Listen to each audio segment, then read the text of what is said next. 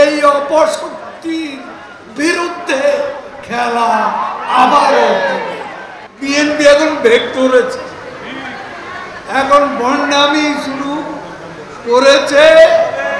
দালালি কারা করে?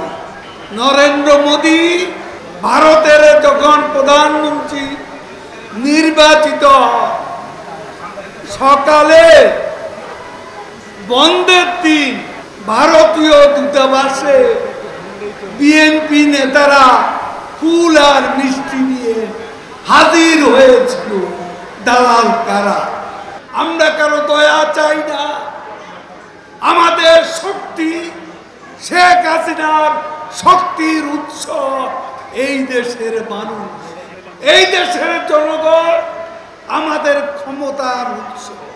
ভারতের কাছে আমাদের ক্ষমতা আমরা চাই না, বন্ধুত্ব চাই, কারণ এই বন্ধুত্ব আমাদের স্বার্থেই দরকার। বিএনপি নেতারা আবার চাঙ্গা হয়ে গেছে, আবার ক্ষমতার স্বপ্নে বিভোর হয়ে গেছে। আরে বেকুবের দল, লু আসছেন বাংলাদেশে শেখ হাসিনা সরকারের সঙ্গে সম্পর্ক আরো এগিয়ে নিতে বিএনপির স্বপ্ন পূরণের জন্য আমেরিকাও আর আসবে না।